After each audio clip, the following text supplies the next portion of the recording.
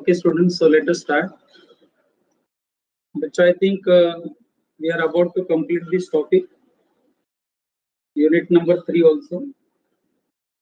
I think I have discussed last lecture section 45, correct? Okay, I think that is very, very important. Section 45 बच्चों बहुत ही important. With exception case, 3 exceptional case भी मैंने पढ़ा है, याद होगा तो आपको, correct?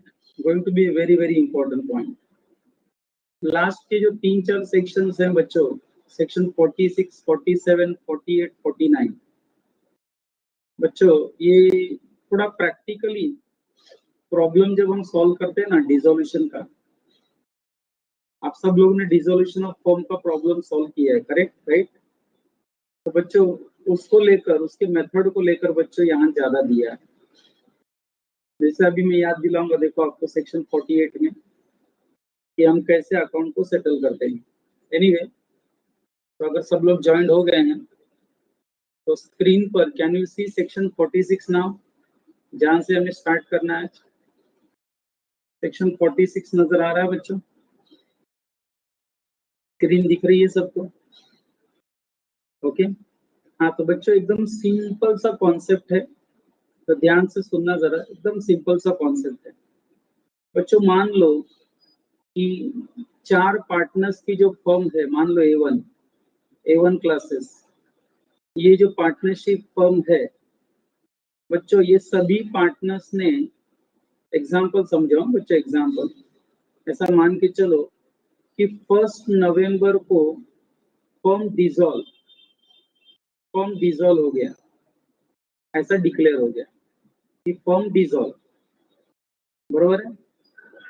तो बच्चों मुझे ये बताओ, सिर्फ फर्म हम डिसॉल्व कर रहे हैं, Girish sir, Rahul sir, Joshi sir, Desa sir, चारों पार्टनर्स ने डिसाइड किया कि फर्म डिसॉल्व 1 नवंबर से, तो सिर्फ डिक्लेयर करके मैटर खत्म हो जाएगा क्या?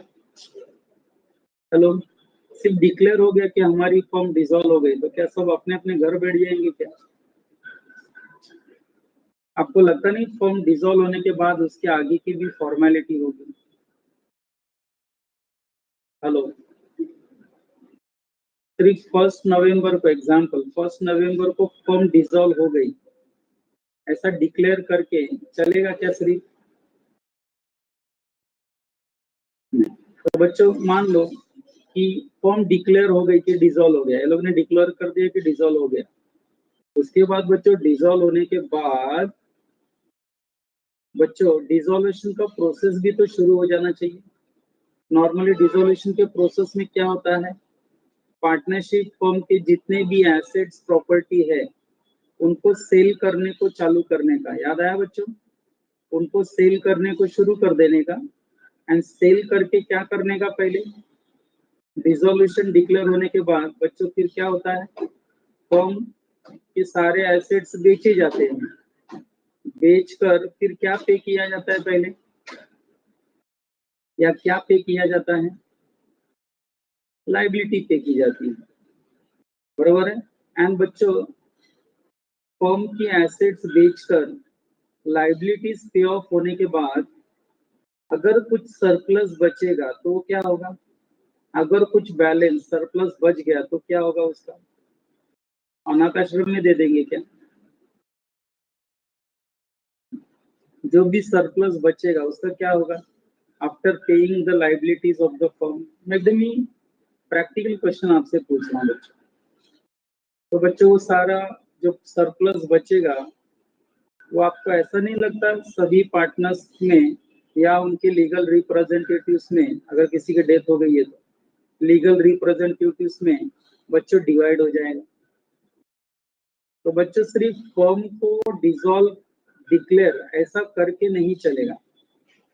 फर्म डिसॉल्व होने के बाद हर पार्टनर या पार्टनर का कोई भी रिप्रेजेंटेटिव को राइट्स हैं कि वो बाकी पार्टनर या पार्टनर्स के रिप्रेजेंटेटिव्स को बुलाकर डिसॉल्यूशन का प्रोसेस स्टार्ट करवा सकता है।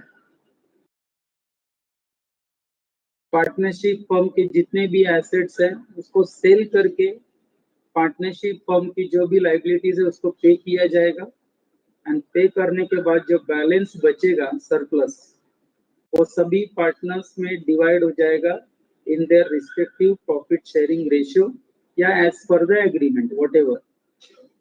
बच्चों सेक्शन 46 क्या राइट्स देता है आपको समझ में आ गया? हेलो, सेक्शन 46 डिसोल्यूशन के बाद हर पार्टनर या उनके लीगल रिप्रेजेंटेटिव को क्या राइट्स देता है, समझ में आया? आई सेड आफ्टर डिसोल्यूशन, तो हर पार्टनर या उसके लीगल रिप्रेजेंटेटिव को क्या राइट मिलेगा कि वो फर्म के एसेट्स को सेल करके लायबिलिटीज पे करे एंड जो बैलेंस बचेगा सरप्लस उसको आपस में डिवाइड कर ले। ये राइट हर पार्टनर या पार्टनर के लीगल रिप्रेजेंटेटिव्स को मिलेगा। बच्चों मैं आपका रिस्पॉन्स जानना चाहता हूँ, हैव यू अंडरस्टूड सेक्शन 46? अभी रीड भी करूंगा, but did you got the concept? Are you sure? Very simple concept बच्चों, ये तो आपको वैसे भी पता है, जनरली भी पता है। जैसा मैं आपसे ऐसे ही पूछता कि बच्चों डिसोल्यूशन डिक्लेयर होने के बाद क्या होगा, तो आप बोलेंगे सर क्या होगा, हम फर्म का एसेट्स बेचेंगे, लायबिलिटीज पे करेंगे एंड जो बचेगा वो सभी पार्टनर्स आपस में डिवाइड कर लेंगे। सही बोला बच्चों मुझे? यही तो है सेक्शन 46। देखो, rights of partner to have business wound up मतलब बच्चों right of partners to have business wound up after dissolution, मतलब डिसोल्यूशन डिक्लेयर होने के बाद सारा मैटर खत्म होना जरूरी है कि नहीं? हेलो, कोई पेंडिंग रखने का है क्या? कुछ नहीं बच्चों, अगर डिसोल्यूशन डिक्लेयर हो गया है तो सारा मैटर खत्म कर देना चाहिए। उसी कहते हैं वाइंडिंग अप करना, बिजनेस को वाइंडिंग अप करना, मैटर खत्म कर देना। जब फर्म डिसॉल्व हो गया, ये डिक्लेयर हो गया है, तो अभी आप पूरा वाइंडिंग अप स्टेज पे जाके मैटर खत्म कर दो। बच्चों क्या लिखा है देखो, on dissolution of firm, on the dissolution of firm every partner और हिज रिप्रेजेंटेटिव या उसका कोई लीगल रिप्रेजेंटेटिव इज एंटाइटल्ड। बच्चों इज एंटाइटल्ड मतलब उसको ये राइट है as against all other partners or their representative to have the property of the firm applied in payment of the debts and liabilities of the firm। कितना clear cut लिखा है देखो, हर partner या उसके लीगल रिप्रेजेंटेटिव को along with other partners ये right है कि फर्म की प्रॉपर्टी को सेल करके फर्म की डेब्ट्स एंड लायबिलिटीज को पे ऑफ करने का and to have the surplus, and जो बचेगा and to have the surplus distributed among the partners or their representatives according to their rights। and जो भी surplus बचेगा वो पार्टनर्स एंड उनके लीगल रिप्रेजेंटेटिव में बच्चों एग्रीमेंट के हिसाब से, प्रॉफिट शेयरिंग रेशियो के हिसाब से या उनका जो भी राइट्स है उसके हिसाब से बच्चों ये सरप्लस डिस्ट्रीब्यूट हो जाएगा। This is your section 46। It was very easy बच्चों। उसके बाद next heading we have section 47। बच्चों सेक्शन 47 के हेडिंग को पहले अंडरस्टैंड करो। कंटिन्यूटी अथॉरिटी या जिसको हम कहते हैं कंटिन्यूड अथॉरिटी, अब उसको आपके हेडिंग में कंटिन्यूइंग अथॉरिटी लिखा है, continuing authority of partners for the purpose of winding up. बच्चों इसका लाइन का मतलब मैं पहले क्लियर कर दूं। बच्चों अगर मैं एग्जांपल दूं कि A1 नाम का जो पार्टनरशिप फर्म है वो 1 नवंबर को डिसॉल्व हो गया, मान के चलो, लेकिन बच्चों डिसॉल्व होने के बाद भी तो बहुत सारे काम बाकी हैं, don't you think so? Assets बेचकर लायबिलिटीज पे करना, सरप्लस आपस में डिस्ट्रीब्यूट करना, बच्चों बहुत सारे काम बाकी रहते हैं। तो मुझे ये बताओ, जब तक ये सारे काम नहीं हो जाते, वाइंडिंग अप खत्म नहीं हो जाता, पूरा वाइंडिंग अप स्टेज नहीं आ जाता, डिसॉल्यूशन के बाद भी आपको ऐसा नहीं लगता फर्म डिसॉल्व होने के बाद भी पार्टनर्स की अथॉरिटी कंटिन्यू रहेगी जब तक मैटर पूरी तरह से खत्म नहीं हो जाता? Do you agree with this line? बस फर्म डिसॉल्व हो गया तो मैं मेरे घर पे, राहुल सर अपने घर पे, हम आ ही नहीं रहे हैं, ऐसा चलेगा क्या? नहीं, लॉ क्या कहेगा, भले ही फर्म डिसॉल्व हो गई हो, लेकिन देखो पार्टनर्स, आपकी अथॉरिटी अभी भी कंटिन्यूएशन में है। आपकी अथॉरिटी एज अ पार्टनर, आपकी रिस्पॉन्सिबिलिटी एज अ पार्टनर तब तक कंटिन्यू रहेगी जब तक इस फर्म का पूरा मैटर खत्म नहीं हो जाता। बराबर है? कोई अनफिनिश्ड टास्क आपने बीच में छोड़ दिया है, उसे कंप्लीट करो।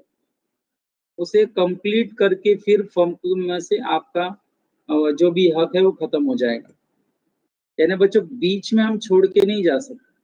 मुझे एक एग्जांपल में एक सिंपल एग्जांपल देता हूँ बच्चों। मान लो बच्चों 1 नवंबर को A1 फर्म डिसॉल्व हो गई एंड आपका पोर्शन पूरा नहीं हुआ है, मान लो,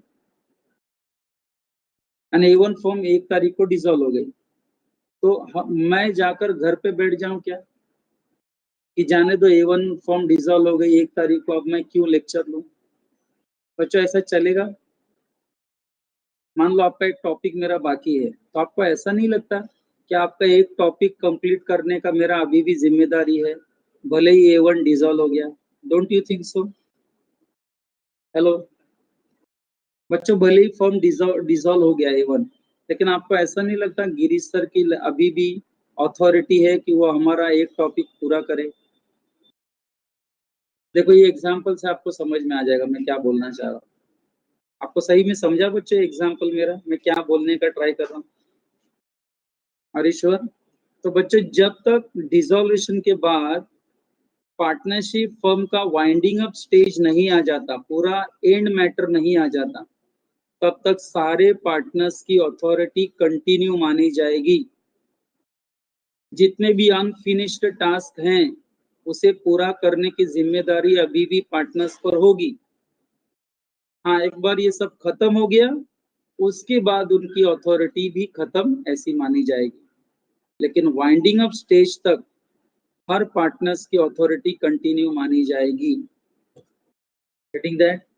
बट बच्चों इसके बाद एक एक्सेप्शनल केस भी उन्होंने दिया है।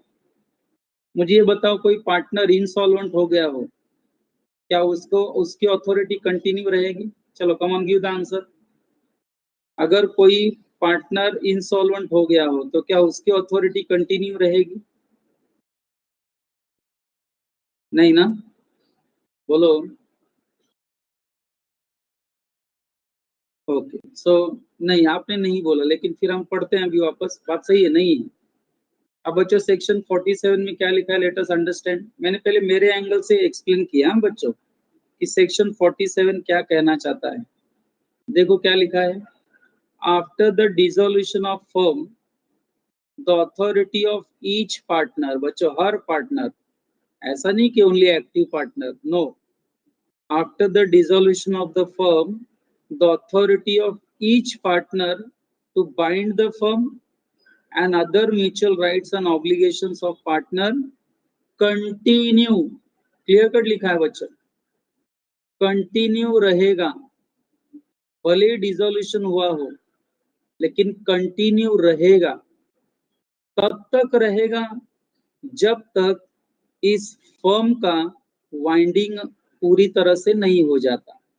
जब इस फर्म का पूरा वाइंडिंग अप नहीं हो जाता तब तक हर पार्टनर्स की म्यूचुअल राइट्स एंड ऑब्लिगेशन, उनका बच्चों अथॉरिटी कंटिन्यू समझने का। एंड टू कंप्लीट, बच्चों पूरा पढ़ता हूं, continue withstand not withstanding the dissolution so far as may be necessary to wind up the affairs of the firm and to complete the transaction begin but unfinished at the time of dissolution but not otherwise। बराबर है? आगे provided that, अब बच्चों provided शुरू हो गया मतलब इसमें एक्सेप्शनल केस आ गया। Provided that the firm is in no case bound by the acts of the partner who has been adjudicated insolvent. अभी अभी आपसे मैंने सवाल पूछा ना, आपने नो आंसर लिखा था। मैंने ये कहा कि बच्चों फर्म डिसॉल्व होने के बाद क्या किसी इंसॉल्वेंट पार्टनर का कोई एक्ट के लिए फर्म जिम्मेदार होगा?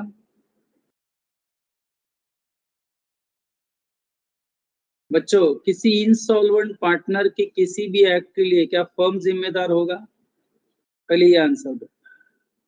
इंसॉल्वेंट पार्टनर के किसी भी एक्ट के लिए क्या फर्म जिम्मेदार होगा? नहीं।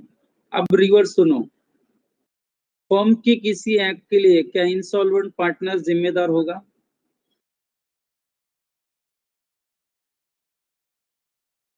बच्चों नहीं होगा। यानी कि बच्चों इंसॉल्वेंट पार्टनर का कोई भी बच्चों यहाँ पर बाइंडिंग नहीं होगा, चाहे फर्म डिसॉल्व हुआ हो या फर्म डिसॉल्व नहीं हुआ, कोई फर्क नहीं पड़ता। लेकिन मुझे ये बताओ, उस व्यक्ति का क्या जो पार्टनर बाय एस्टॉपेल है, क्या उसकी अथॉरिटी कंटिन्यू मानी जाएगी in relation to third party even after dissolution? What about that partner who is partner by estoppel? याद आया बच्चों, पार्टनर बाय एस्टॉपेल जो रियलिटी में पार्टनर नहीं है, लेकिन बाहर वाले को उसने ऐसा एक्टिंग करके बताया कि वो भी पार्टनर है। मैं ऐसे पार्टनर की बात कर रहा हूँ। क्या ऐसा पार्टनर का भी mutual rights and liabilities obligation continue रहेगा इवन आफ्टर डिसोल्यूशन? क्या कंटिन्यू रहेगा even after dissolution? That is my question to you. बच्चों ये छोटे छोटे क्वेश्चन आंसर से ही कॉन्सेप्ट क्लियर होगा। बच्चे इनसॉल्वेंट के बारे में तो आपको परफेक्टली समझा, चलो मैं मान गया, नो नो आंसर लिखा आपने। मेरा अभी ये क्वेश्चन समझा बच्चों? मैंने कहा इवन डिसोल्यूशन के बाद पार्टनर्स की mutual rights and obligation continue रहेगी तब तक जब तक पूरा वाइंडिंग अप नहीं हो जाता। तो इन पार्टनर में क्या पार्टनर बाय एस्टॉपेल भी शामिल है? क्या उसकी भी mutual rights and obligation continue रहेगी till winding up stage even after dissolution? That is my question.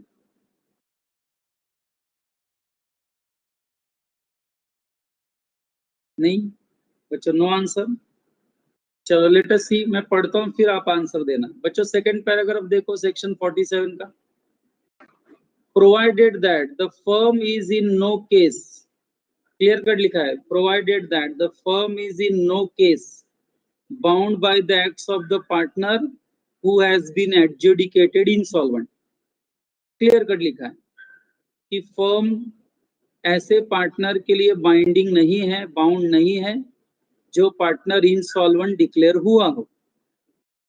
But इसमें भी बट डाल दिया, बट दिस प्रोवाइजो, प्रोवाइजो मतलब बच्चों एक्सेप्शन, बट दिस प्रोवाइजो यानी कि एक्सेप्शन, ये इंसॉल्वेंट वाला जो एक्सेप्शन है, this proviso does not affect the liability of any person who has after the adjudication represented himself or knowingly permitted himself to be represented as partner of the insolvent। बच्चों किसकी बात हो रही है? Don't you think partner by estoppel?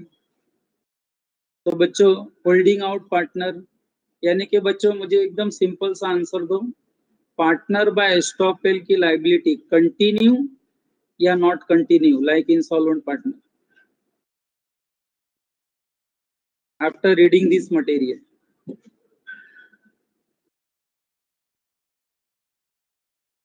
क्या बच्चों कोई answer नहीं है? टफ लग रहा है?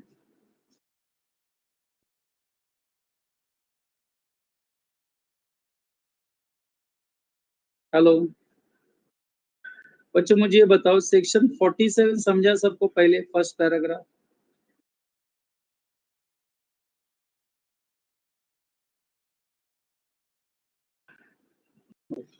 कंटिन्यू रहेगी ना? हाँ, शुभ ने आंसर दिया है, फिजा ने आंसर दिया है। यस बच्चों, किसकी किसकी राइट्स एंड ऑब्लिगेशंस कंटिन्यू रहेंगी till winding up? Partner by estoppel. And किसकी नहीं रहेगी? Insolvent partner. अब बोलो, अभी क्लियर हुआ ये सिंपल बात? तो सिंपल सी बात क्लियर हुई? यस हाँ, थोड़ा टफ है मैं मान रहा हूँ, लेकिन बच्चों दो दो तीन तीन बार बोल रहा हूँ, शायद एक बार कहीं माइंड में हिट हो जाए। बच्चों उन्होंने मेन रूल बताया, फिर उसका एक एक्सेप्शन दिया, फिर एक्सेप्शन का फिर एक एक्सेप्शन दिया, ऐसा, यानी वापस नॉर्मल हो गए।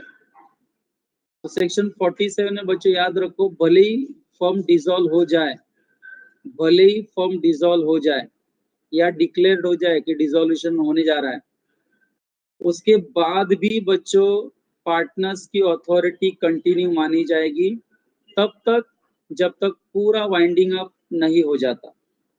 एंड बच्चों यहाँ मैंने कहा पार्टनर्स की अथॉरिटी कंटिन्यू रहेगी, मानी जाएगी, इसमें इनसॉल्वेंट पार्टनर को कंसीडर नहीं करने का, हाँ, लेकिन पार्टनर बाय एस्टॉपेल इसमें कवर होगा। अब इजी हो गया, पार्टनर बाय एस्टॉपेल इसमें कवर हो जाएगा।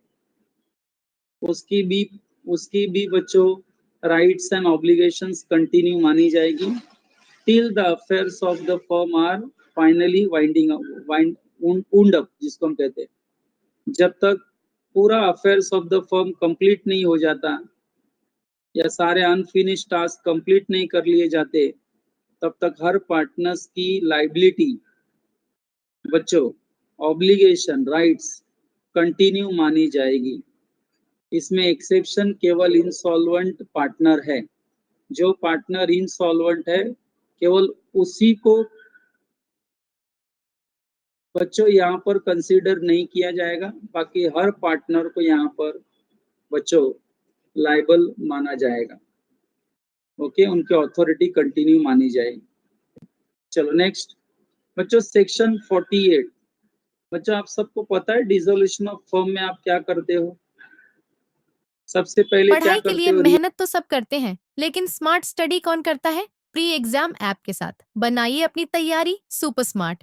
प्री एग्जाम ऐप देता है वाइड रेंज के एग्जाम्स की तैयारी, जैसे JEE, NEET, CAT, CA foundation, CS CET, banking, railway, SSC, MBA entrance, SYJC, com, TYBCom और भी बहुत कुछ।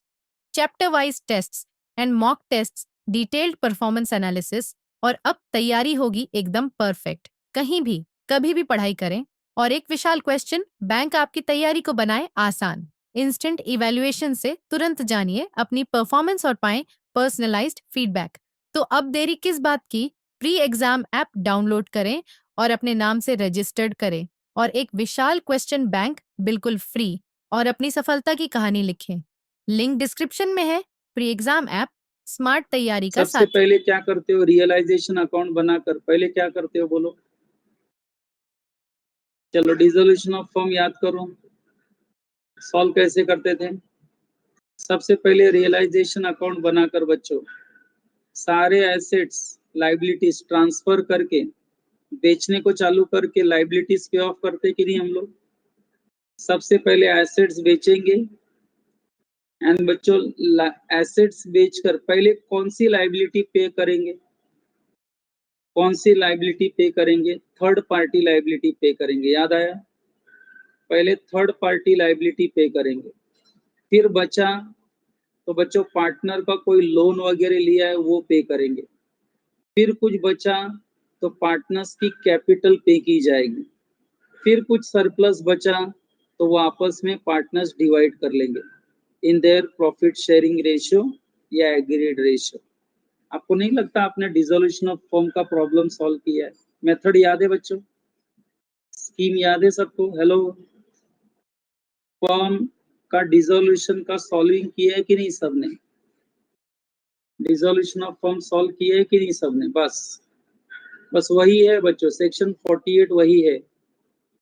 वही मैं नहीं भी पढ़ूँ ना बच्चों तो भी आपको आराम से आता है। अगर मैं कहूँ पार्टनरशिप अकाउंट सेटल कैसे होगा, कैसे अकाउंट्स हम सेटल करेंगे? जब फर्म का डिसोल्यूशन होता है तो हम अकाउंट्स कैसे सेटल करते हैं, बस वो प्रोसेस वहां पर लिखा हुआ है। तो बच्चों मैं जस्ट रीड करता हूँ, एंड एज अकाउंट स्टूडेंट आप अकाउंटिंग के एंगल से सोचेंगे तो एज अकाउंट स्टूडेंट आपको ये जल्दी जल्दी समझ में आ जाएगा बच्चों, आई एम वेरी श्योर। और अगर आप अपना डिसोल्यूशन ऑफ फर्म माइंड में रखो बच्चों, आपको ऐसा नहीं लगता एसेट पे बेचकर सबसे पहले हम बैंक लोन भरते हैं? आप बताओ, पहले बैंक लोन भरेंगे कि पार्टनर का लोन भरेंगे?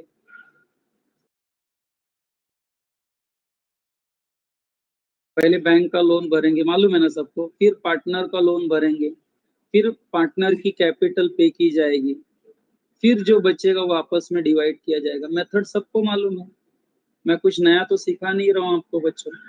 अकाउंट्स में आपने बहुत लेवल से पढ़ा है सब मेथड। तो बच्चों मैं रीड कर रहा हूँ, जब देखो पार्टनरशिप अकाउंट्स का सेटलमेंट कैसे होगा डिसोल्यूशन के बाद।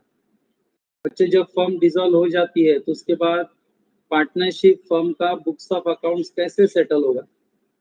देखो, in settling the accounts of the firm after dissolution, sentence देखो, in settling the accounts of the firm after dissolution the following rules shall subject to agreement by the partners be observed। बच्चों सच तो ये है कि partnership firm का accounts कैसे settle होना चाहिए, तो आंसर है as per the agreement by the partners. Correct answer है as per the agreement by the partners. Partners ने आपस में जैसा एग्रीमेंट किया हो उसके हिसाब से बच्चों फर्म का अकाउंट सेटल किया जाएगा। लेकिन 2 मिनट मान लो कि फर्म का अकाउंट कैसे सेटल होना चाहिए आफ्टर डिसोल्यूशन। अगर ये पार्टनर्स ने आपस में एग्रीमेंट नहीं किया है, मान के चलो पार्टनर्स ने आपस में एग्रीमेंट नहीं किया है, तो फिर बच्चों ऐसे केस में सेक्शन 48 के रूल्स बच्चों अप्लाई किए जाएंगे। सेक्शन 48 के रूल्स बच्चों अप्लाई किए जाएंगे। Is that clear with everyone? सबसे पहले बच्चों पार्टनर्स के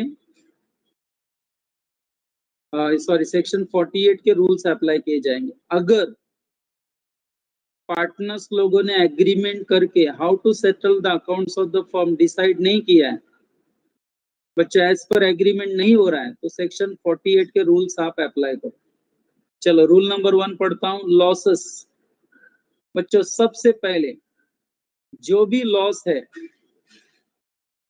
बराबर है, इंक्लूडिंग डेफिशिएंसीज ऑफ कैपिटल, जो भी लॉसेस है पहले वो लॉसेस को बच्चों पे किया जाएगा। कहां से? जितने भी लॉसेस हुए हैं या जो भी डेफिशिएंसीज ऑफ कैपिटल हुआ है डिसोल्यूशन के वक्त, वो सारा लॉस एंड लॉस सबसे पहले बच्चों क्लियर किया जाएगा प्रॉफिट से। प्रॉफिट कम पड़ा अगर लॉस को पूरा करने के लिए, तो पार्टनर्स की कैपिटल का इस्तेमाल किया जाएगा। एंड अगर पार्टनर्स की कैपिटल कम पड़ गई तो आप बताएंगे फिर क्या किया जाता है।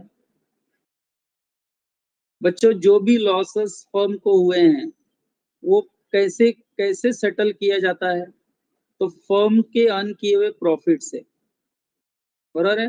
फर्म का जो भी रिजर्व्स एंड सरप्लस होगा बच्चों उससे पहले कवर किया जाता है। फिर बचा लॉस, अभी भी बचा तो पार्टनर्स की कैपिटल का इस्तेमाल किया जाता है। एंड फिर भी लॉसेस हैं तो फिर बच्चों आपको याद है पार्टनर्स का पर्सनल एसेट्स को भी बेचकर वो लाइबिलिटी पे किया जाता है। याद है बच्चों unlimited liability? Hello, unlimited liability मालूम है सबको? हाँ, हर पार्टनर पर्सनली लायबल होता है। तो बच्चों सेक्शन 48 के रूल्स क्या हैं सेटलमेंट ऑफ पार्टनरशिप अकाउंट्स के? पार्टनर्स ने अगर आपस में एग्रीमेंट नहीं किया है तो सेक्शन 48 के रूल्स अप्लाई किए जाएंगे, बरोबर है, for settling the accounts of partnership. And उसमें पहला पॉइंट हमने पढ़ा बच्चों, जो भी लॉसेस है इंक्लूडिंग डेफिशिएंसीज ऑफ कैपिटल, सबसे पहले उसको पेड किया जाएगा आउट ऑफ प्रॉफिट्स। प्रॉफिट्स कम पड़ गया तो उसे पे किया जाएगा पार्टनर्स की कैपिटल से। पार्टनर्स की कैपिटल कम पड़ गई तो लास्टली कहां से पे किया जाएगा? And lastly if necessary bye partners individually in the proportion in which they were entitled to share the profit। And last में बच्चों पार्टनर्स अपनी पर्सनल प्रॉपर्टी को बेचकर इसे पूरा करेंगे। एंड बच्चों हर पार्टनर इसे जब पूरा करेगा तो किस रेशियो में पूरा करेगा? तो आंसर है उनका जो प्रॉफिट शेयरिंग रेशियो था उस प्रॉफिट शेयरिंग रेशियो में वो पे करेंगे।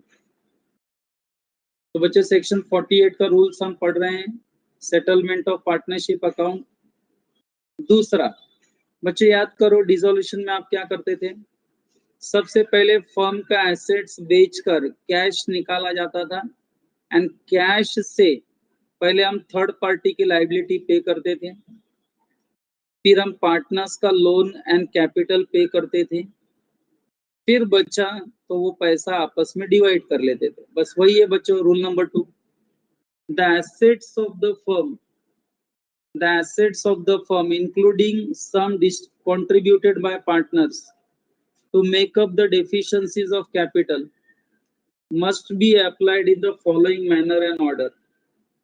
सबसे पहले बच्चों फर्म के जो एसेट्स हैं उनका इस्तेमाल कैसे किया जाएगा? सबसे पहले in paying the debts of the firm to third party. मैं कब से बोल रहा हूँ ना, थर्ड पार्टी लायबिलिटी पे की जाएगी। Second, in paying to each partner rateably what is due to him from capital,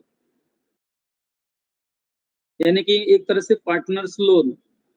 तीसरा, in paying to each partner rateably what is due to him on account of capital, यानी ये इसका capital, B में उसका loan and ए में third party liability. And last में अगर कुछ बचा, द रेसिड्यू, रेसिड्यू मतलब बचा कुचा, एंड द रेसिड्यू। बच्चों रेसिड्यू मतलब, चलो बोलो, third party liability, partners loan, partners capital पे करके जो बचेगा उसको हम द रेसिड्यू कहेंगे। तो समझा बच्चों? सारी लायबिलिटीज पे ऑफ होने के बाद जो बचेगा उसको रेसिड्यू कहेंगे। तो बच्चों जो रेसिड्यू है, इफ एनी, अगर कुछ बचता है तो shall be divided among the partners, shall be divided among the partners in proportion in which they were entitled to share profits। बच्चों लास्ट लाइन पे जरा ध्यान दो, जो भी बैलेंस बचेगा वो बैलेंस सारे पार्टनर्स आपस में डिवाइड करेंगे। बच्चों सारे पार्टनर्स में डिवीजन होगा उसका। बताओ बच्चों डिवीजन कैसा होगा? According to the capital contributed या according to their profit sharing ratio? उनके कैपिटल कंट्रीब्यूशन के रेशियो से होगा या उनके प्रॉफिट शेयरिंग रेशियो के हिसाब से डिवाइड होगा? आंसर दो। तो बच्चों आंसर है प्रॉफिट शेयरिंग रेशियो के हिसाब से डिवाइड होगा। एंड अगर बच्चों उन्होंने एग्रीमेंट किया है, चलो मेरा दूसरा प्रश्न, अगर पार्टनर्स ने शुरुआत में ही एग्रीमेंट किया है, कॉन्ट्रैक्ट, कि हम जो भी रेसिड्यू बचेगा उसको अपने कैपिटल कंट्रीब्यूशन के हिसाब से डिवाइड करेंगे, अब बोलो कैपिटल कंट्रीब्यूशन के रेशियो के हिसाब से डिवाइड करेंगे, तो फिर कैपिटल रेशियो अप्लाई करने का according to the agreement. Very good. फिर बच्चों अकॉर्डिंग टू द एग्रीमेंट होगा। लेकिन बच्चों बताओ अगर स्पेसिफिक एग्रीमेंट नहीं किया है तो you are always going to apply. अगर कोई स्पेसिफिक एग्रीमेंट नहीं हुआ है तो किस रेशियो में? तो किस रेशियो में? वेरी गुड, किस रेशियो में? तो आंसर है प्रॉफिट शेयरिंग रेशियो। भी आंसर करेक्ट है। इक्वली आंसर तो और भी करेक्ट है, 1:1। इक्वली बोलो, प्रॉफिट शेयरिंग रेशियो बोलो बच्चों, मतलब एक ही निकलता है, बराबर है फिलहाल। तो आई थिंक बच्चों settlement of partnership account section 48 के रूल्स क्या हैं 1 और 2, तो बच्चों वो हमने पढ़ लिया है। एंड बच्चों इसका एनालिसिस भी है, बराबर है बच्चों। ये एनालिसिस ऊपर जो हमने पढ़ा है, जो डिस्कस किया मैंने बच्चों, ऑलमोस्ट सेम टू सेम है। इसलिए बच्चों मैं इसको रीड न करते हुए सीधा एग्जाम्पल पर आता हूँ। अभी अभी जो मैंने पूछा आपसे, कैपिटल कंट्रीब्यूशन रेशियो अप्लाई करेंगे कि प्रॉफिट शेयरिंग रेशियो अप्लाई करेंगे, तो बच्चों उसका एकदम बेस्ट एग्जाम्पल हमारे सामने है। क्यों सेक्शन 48 इंपॉर्टेंट है बच्चों, मैं अभी एग्जाम्पल रीड करने जा रहा हूँ। बच्चों ऊपर मैंने एनालिसिस स्किप कर दिया, चलेगा? पढ़ लेंगे घर पे। सेक्शन 48 का एनालिसिस मैंने स्किप कर दिया क्योंकि वो पूरा जो ऊपर लिखा था ना वही का वही डिट्टो था बच्चों। तो मैं ज्यादा टाइम वेस्ट नहीं कर रहा हूं आपका। चलो बच्चों जरा एग्जाम्पल पढ़ो, क्या लिखा है। X and Y were partners sharing profits and losses equally. बच्चों इनका प्रॉफिट शेयरिंग रेशियो क्या है, शुरुआत में पढ़ के समझ में आ गया।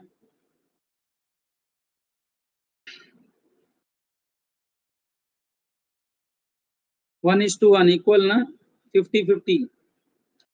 X and Y were partners sharing profits and losses equally. And बच्चों हुआ क्या, NX died। अब बच्चों आप ही बताओ, पार्टनरशिप फर्म केवल 2 पार्टनर्स लोगों का था, X and Y, एंड उसमें से एक की डेथ हो गई। तो इसका मतलब क्या निकला, टाइप करो। सिर्फ 2 ही पार्टनर्स थे एंड उसमें से पार्टनर X की डेथ हो गई, डाइड। तो इसका क्या मतलब निकलता है, इसका मतलब पार्टनरशिप ऑटोमेटिकली डिसॉल्व हो गया।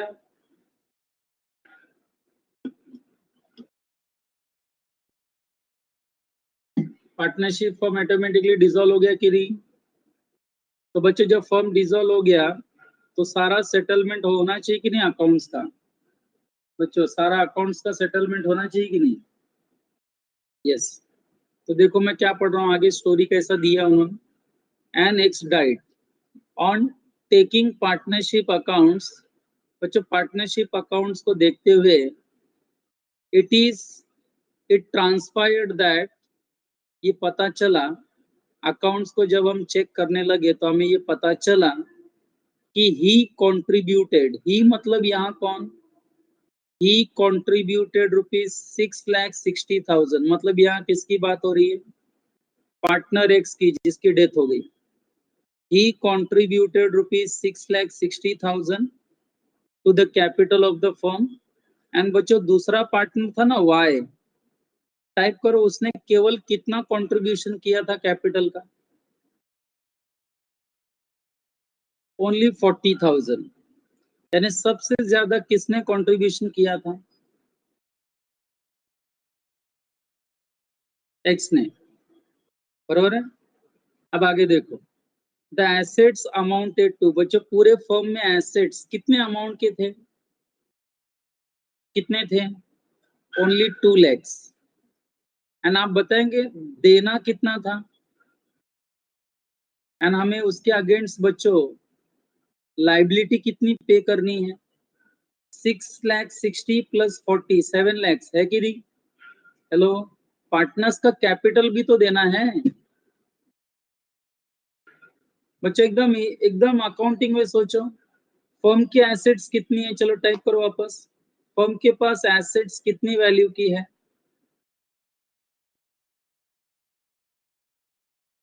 फर्म के पास एसेट्स कितने वैल्यू के हैं, 2 lakhs। एंड कोई बताएगा लाइबिलिटी कितनी पे करनी है टोटल, पहले वो आंसर दो। लाइबिलिटी कितनी पे करनी है, 7 lakhs। Very good, very very good, very good. 6,60,000 plus 40। अब बच्चों 7 लाख पे करने के लिए 2 लाख है ना हमारे पास, तो अभी भी डेफिशिएंसी ऑफ कैपिटल कितना हो रहा है, 7 लाख पे करने के लिए भी है ओनली 2 lakhs। तो अभी भी हमारे पास कैपिटल की डेफिशिएंसी कितनी है, what is deficiency of capital, 5 lakhs। तो बच्चों ये 5 lakhs का जो डेफिशिएंसी ऑफ कैपिटल है बच्चों, ये आपको नहीं लगता दोनों पार्टनर्स ने आपस में शेयर करना चाहिए। तो बताओ बच्चों 5 लाख की शेयरिंग कैसे होगी, इक्वल या based on capital contribution. 5 lakh की डेफिशिएंसी ऑफ कैपिटल दोनों में इक्वली डिवाइड होगी कि it will be divided on the basis of capital contribution, that is my question. Equal, very good, equal. लेकिन बच्चों अगर मेरा सवाल कैपिटल कंट्रीब्यूशन रेशियो पर लिया होता तो कौन बड़ा लॉस में जाता, अगर हमने कैपिटल रेशियो अप्लाई किया होता तो इधर डूबने वाली पार्टी कौन सी हो जाती, तो डेफिनेटली एक्स। बच्चों एक्स यहाँ डूब जाता एंड वाई यहाँ पर मजे करता। Very good. आई थिंक बच्चों मैं जो बात पढ़ाना चाह रहा था सेक्शन 48 बच्चों क्लियर हुआ। देखो लास्ट टाइम पढ़ो। द डेफिशिएंसी 6,60,000 प्लस 40 7 लाख हो गया माइनस 2 लाख टोटल 5 लाख। 5 लाख का deficiency of capital would have to be shared equally by Y and X estate. बच्चों बताओ वाई एंड एक्स स्टेट क्यों बोला, एक्स क्यों नहीं बोला? It would be shared equally between Y and X estate. क्यों X estate word use हुआ? क्योंकि ही डाइड। बच्चों वो मर गया है, अब उसका नाम नहीं लिया जाएगा, उसका स्टेट या लीगल रिप्रेजेंटेटिव उसको रिप्रेजेंट करेंगे। लेकिन बच्चों बाद में इधर लिखा भी है देखो, if in the above example, मान के चलो if in the above example the agreement provided. बच्चों अगर एग्रीमेंट में किया होता दोनों पार्टनर्स ने, मान लो ऊपर के एग्जाम्पल में अगर ये एग्रीमेंट किया होता पार्टनर्स ने, पढ़ो क्या, that on dissolution the surplus asset would be divided between partners according to their respective interest in the capital, according to their respective interest in the capital, and on dissolution of the firm a deficiency of capital was found, then assets would be divided between partners in proportion to their capital, with the result that X state would be the main loser. बच्चों अगर यहाँ पर ये agreement हुआ होता कि profit sharing ratio equal ना होकर कैपिटल कंट्रीब्यूशन के बेसिस पर होता, तो बच्चों यहाँ मेन लूजर एक्स का स्टेट होता, वाई नहीं। एक्स का स्टेट को ज्यादा बच्चों लॉस बेयर करने को आता, क्योंकि उनके बीच में एग्रीमेंट था कि बच्चों जो भी सरप्लस डिवाइड होगा या डेफिशिएंसी ऑफ कैपिटल डिवाइड होगा वो कैपिटल रेशियो के हिसाब से डिवाइड होगा। तो बच्चों अगर ये अप्लाई करते तो यहाँ पार्टनर एक्स का स्टेट बच्चों बड़े लॉस में चला जाता। डोंट यू थिंक सो? अगर हम कैपिटल रेशियो अप्लाई करते तो एक्स का स्टेट को ज्यादा लॉस बेयर करना पड़ता। Don't you think so? Do you agree with this line? Okay.